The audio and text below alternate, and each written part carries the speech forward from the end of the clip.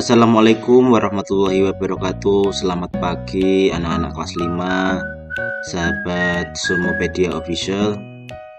Pada pagi kali ini kita akan belajar IPAS kelas 5, materi bagian dan fungsi mata. Ada bagian-bagian mata yang terlihat oleh kita, namun ada juga yang tidak terlihat. Apa sajakah bagian-bagian mata tersebut? Ayo kita pelajari bersama-sama. Bagian mata yang terlihat dan fungsinya. Pertama, ada alis. Fungsinya apa alis? Alis berfungsi untuk melindungi mata kita dari air atau keringat agar tidak masuk ke dalam mata. Yang kedua ada bulu mata. Fungsinya apa? Bulu mata fungsinya untuk melindungi mata kita dari benda asing seperti debu ataupun kotoran. Kemudian ada pupil. Pupil berfungsi untuk bagian mata di tengah iris, merupakan celah tempat masuknya cahaya ke bagian dalam mata. Berarti fungsinya untuk sebagai celah tempat masuknya cahaya ke bagian dalam mata kita. Lanjut ke iris. Bagian mata yang berwarna berfungsi untuk mengatur jumlah cahaya yang masuk ke mata. Kemudian ada sklera atau selaput putih. Bagian berwarna putih dan keras pada bola mata. Otot-otot yang membuat mata kita bergerak menempel pada sklera. Berfungsi juga untuk melindungi bagian penting dalam mata. Dan yang terakhir, ada lipatan mata. Kulit yang melindungi bagian depan bola mata berfungsi juga untuk membasahi bagian depan mata dengan air mata saat mengedip. Itulah bagian mata yang terlihat, bagian luar beserta fungsinya. Kita lanjut.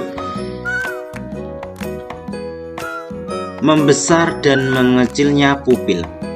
Tahukah kalian jika pupil bisa membesar dan mengecil? Pupil kita sensitif terhadap cahaya.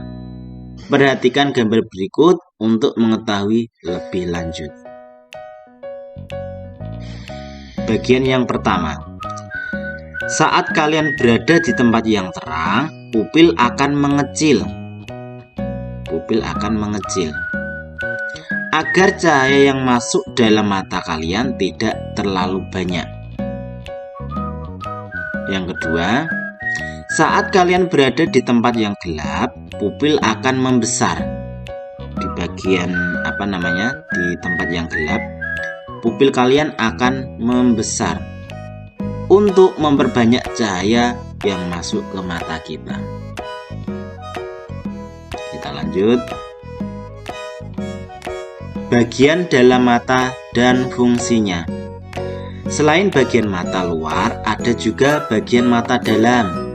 Bagian mata ini juga memiliki fungsi yang berperan dalam proses penglihatan kita.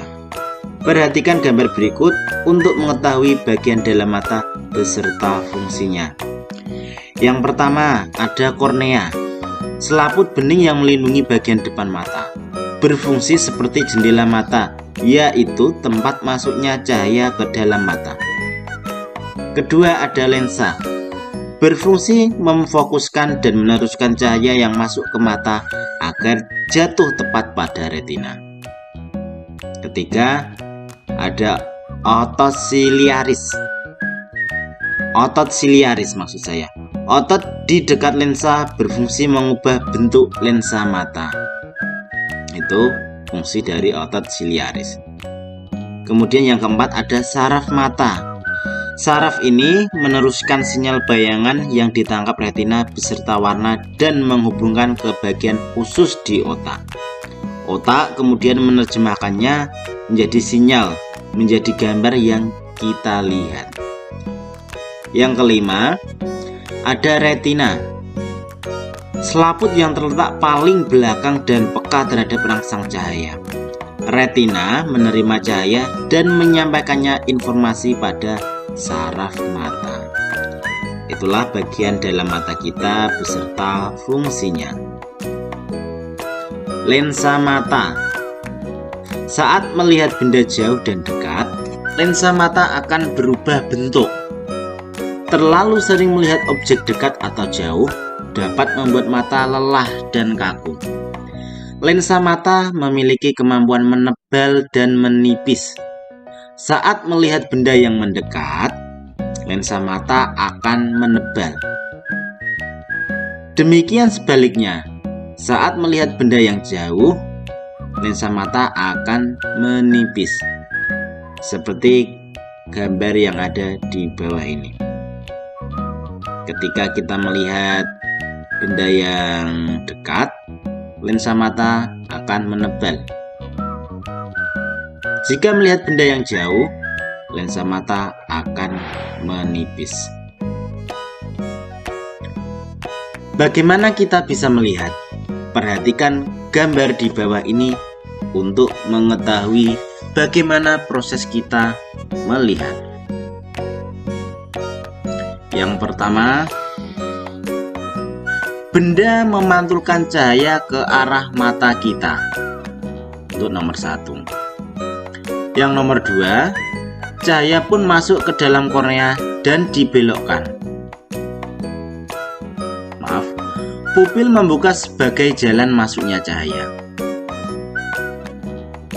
Yang ketiga, kemudian lensa mata mengarahkan cahaya sehingga bayangan benda jatuh pada retina. Keempat, bayangan benda yang ditangkap oleh retina berbentuk terbalik. Yang kelima, ujung-ujung saraf penerima rangsang di retina akan menyampaikannya isyarat ini ke otak. Otak pun merespon dan menerjemahkannya bayangan yang diterima. Yang terakhir, nomor 6, bayangan yang ditangkap dibalikkan lagi kembali ke otak sehingga kita bisa melihat. Inilah proses-prosesnya.